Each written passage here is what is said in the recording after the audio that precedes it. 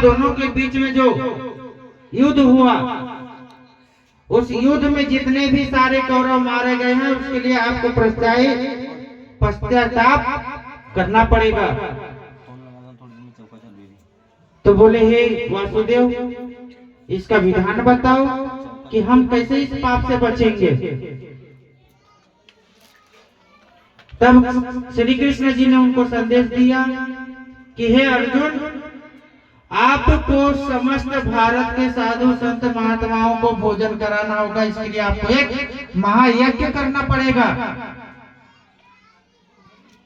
और इस महायज्ञ पूर्ण होते ही जो आकाश में घंटा बंदी रहेगी वो 7 बार आकाशवाणी के माध्यम से बजेगा। तब जाकर के आप समझना कि हमारा जो महायज्ञ है ये पूर्ण हुआ और जिस जीव हत्या का हमें पाप लगा था उससे हमें मुक्ति मिली। पर ऐसा नहीं हुआ, क्योंकि जिस समय साधु संत महात्मा पूरे भारतवर्ष के 88,000 कहते हैं, 88,000 ऋषि मुनि साधु संत भोजन कर लिए, फिर भी आकाश में घंटा नहीं बजी। पुनः भीम भागते भागते अर्जुन के पास श्री कृष्ण के पास जी गए। बोले हे वासुदेव, समस्त संसार के साधु महात्माओं का भोजन हो चुका है, फिर भी आकाश में बंदी घंटा अभी तक के नहीं बजी। पुनः श्री कृष्ण जी ध्यान लगाए और देखे कि बोले ऐसा कौन बच्चा है जो संसार में जिसको पता नहीं कि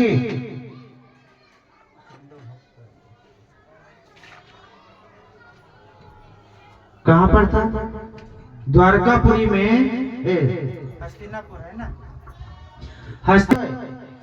जिसको पता नहीं कि हस्तिनापुर के पांडवों के द्वारा महायज्ञ हो रहा है और अभी तक के नहीं पहुंचा।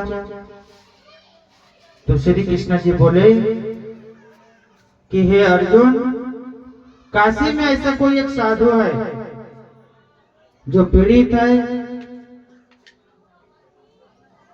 और असहाय है, चलने में असमर्थ है। उनको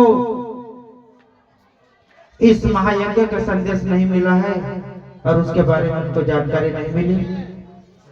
लगता है वो साधु के बिना यह यज्ञ पूर्ण है, अपूर्ण है।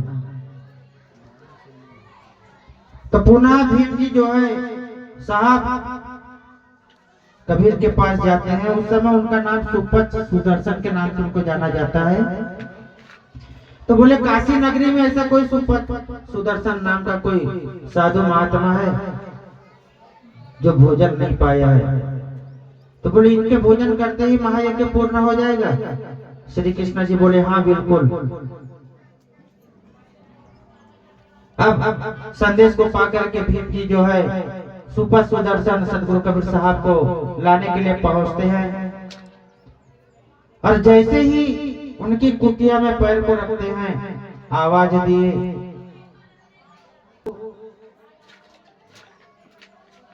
हे परमात्मा के भक्त, आप कुटिया से बाहर निकलो और मैं आपको ले जाने के लिए आया हूं। बोले भाई मैं तो चल नहीं सकता, आप ही थोड़ा अंदर आकर के मेरी काया को देख लो, मेरी स्थिति को आप देख लो, मैं तो जाने लायक हूं नहीं। तो जैसे ही भीम अंदर कुटिया के अंदर प्रवेश किए तो उनके शरीर से जैसे अपने को घाव होता है और वो पकता है तो उसके बाद उसको क्या बोलते हैं आप लोग? मवाद भी बोलते हैं ना, मवाद। यानी साहब कबीर उस समय जो है कोढ़ की बीमारी से ग्रस्त होकर के बैठे थे। हालांकि उनको था नहीं, लेकिन उनके अहंकार, भीम के अहंकार को तोड़ना था, इसलिए उस स्वरूप को धारण किए थे। तो जैसे ही भीम ने सुदर्शन को देखे तो उनकी मानसिक गड़बड़ हो गई।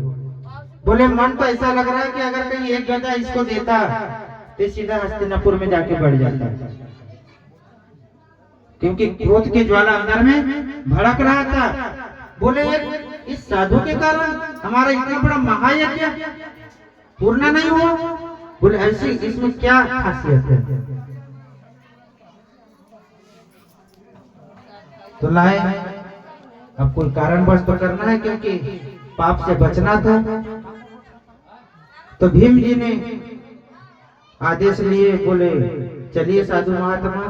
तो सुपर सुदर्शन ने आर्डर दिए उनको, बोले कि ये मेरा चंदन बटुआ का सुमरनी माला का जो है थोड़ा सा गठरी है, उसको आप लेकर के चलो, पीछे पीछे मैं आ रहा हूं। तो जो माला सुमरनी और चंदन बटुआ जिसको हम बोलते हैं, वो उनका थैली जो है भीम से उठाया नहीं जा रहा था।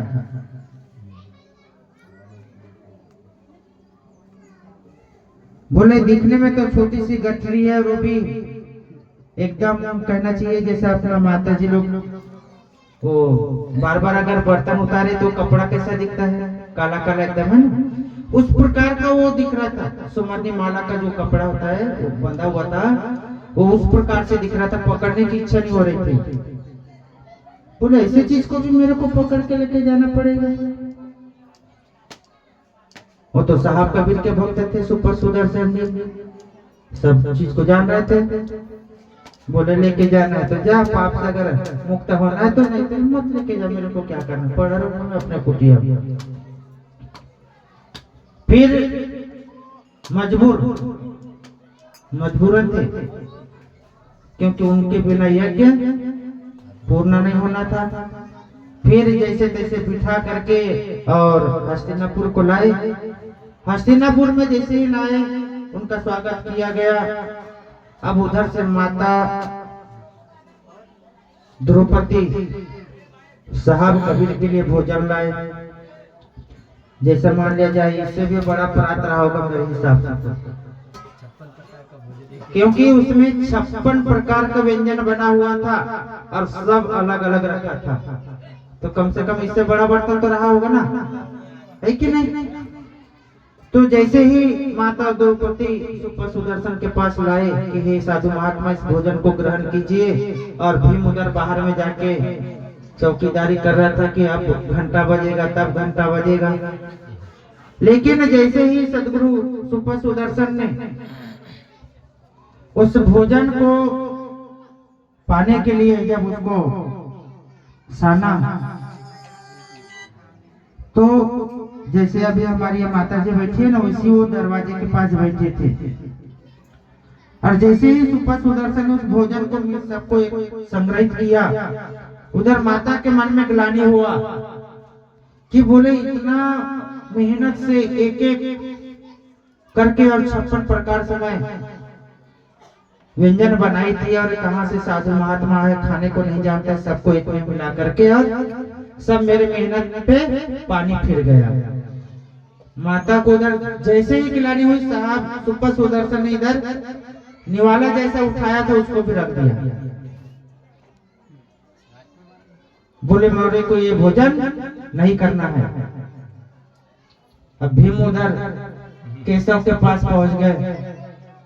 बोले वो साधु महात्मा को मैं कब से लाया हूँ, कब से उसका आदर सम्मान सब हो गया, भोजन भी पा लिया है, पर घंटा क्यों नहीं बज रहा है? फिर श्री कृष्ण जी ध्यान लगाए और देखे अपने अंतर्दृष्टि से कि आप जिस साधु महात्मा को अपने ग्रह पर लाए हो, उनने भोजन तो किया नहीं है।